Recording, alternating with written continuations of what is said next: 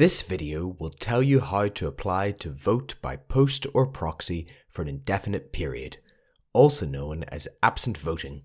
Absent voting allows you to vote by post or nominate a trusted person to vote on your behalf either by post or in your polling station on the day. To qualify to hold an absent vote for an indefinite period, you must satisfy one of the following criteria: on the grounds of blindness or other disability, on the grounds of attendance at an educational institution, or on the grounds of employment, occupation, or service. If you wish to apply for an absent vote for any other reason, you must apply for a temporary absent vote closer to the day of the election. Each reason requires its own application form, and these can be downloaded online at www.eoni.org.uk/voting-vote-by-post-or-proxy. Each application form is 2 pages long and is broken up into 7 sections. We will now step through each of the sections. Section 1 is identical across all forms and is where you will provide your personal details. First, enter your surname, first name, and any middle names you may have. Then, enter the address where you are currently registered to vote. Now, provide your date of birth in the boxes below. Next, provide your national insurance number. If you have never had a national insurance number, tick this box. Finally, please provide contact details below should there be any need to query your application. Section 2 is where the forms begin to differ, and is where you provide your reason for applying for an absent vote. For the blindness and other disability application, if you are applying due to blindness, please tick this box and enter the name of the Health and Social Care Trust you have been registered blind by in the box below. If you are applying due to having a different disability, please enter the details in this box. The following 3 tick boxes relate to disability living allowance and personal independence payment. If you are in receipt of the higher rate of the mobility component of one of these schemes, tick this box. If you are in receipt of the highest rate of the care component of one of these schemes, tick this box. If you are in receipt of the higher rate of the attendance component of one of these schemes, tick this box. You will have to provide evidence of these with your application or have a qualified professional complete Section 7. For the educational attendance application, if you are applying due to your own attendance at an educational institution, tick this box. If it is due to your spouse or civil partner's attendance, tick this box. Then provide the reason you cannot be expected to attend your allocated polling station in this box. Provide the details of the course, including your institution's name, the course title, and its duration in the boxes below. For the employment, occupation, or service application, if you are applying due to your own employment, occupation, or service, tick this box. If it is due to your spouse's or civil partner's, tick this box. Then, enter the details of the employment, including the nature of the position and its title, the name of the employer, and the reason you cannot reasonably be expected to attend. Section 3 is identical on all forms and requires your digital registration number. This is a unique identifier provided to you if you applied to join the electoral register online. If you have never registered online, you will not have to provide this. If you cannot remember your digital registration number, please contact us. Section 4 is also identical on all forms. This simply requires your signature and the date you completed your application.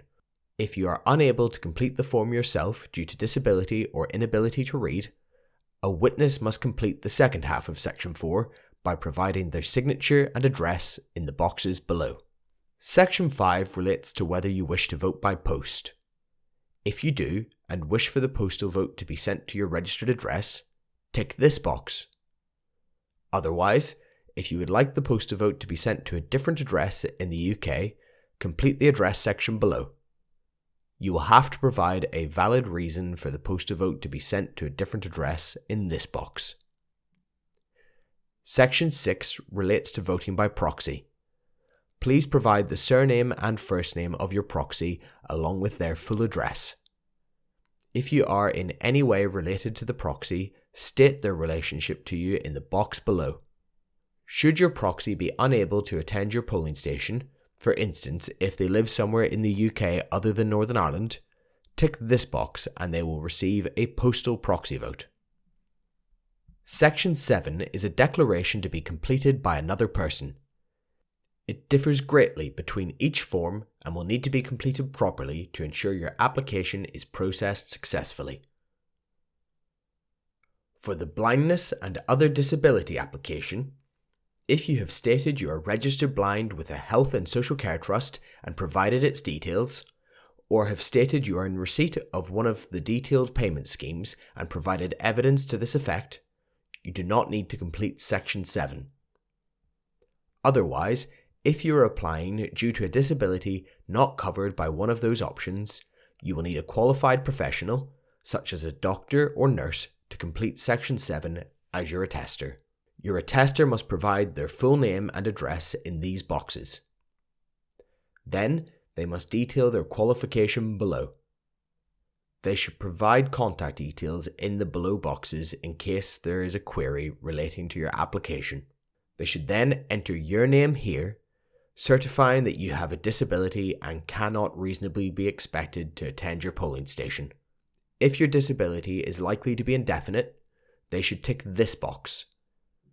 Otherwise, if it is likely to affect you for a specified number of months, they should tick this box and enter the number of months here. Finally, they should sign their name here and enter the date. For the educational attendance application, Section 7 must be completed by the principal or the head of the educational institution or an employee delegated by them. Your attester should enter their full name and work address here.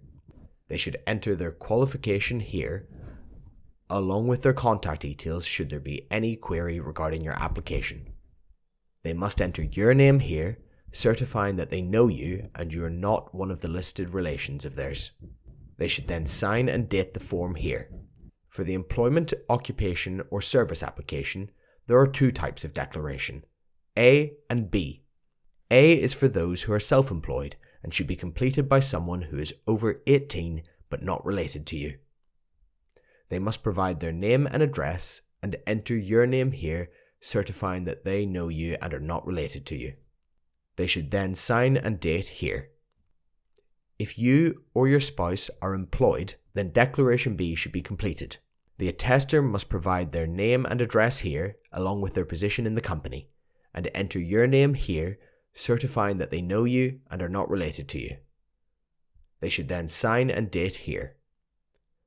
On completion of Section 7, your application is complete and should be posted to the Electoral Office for Northern Ireland, St Anne's House, 15 Church Street, Belfast, BT1 1ER. Should we have any queries regarding your application, we will be in touch.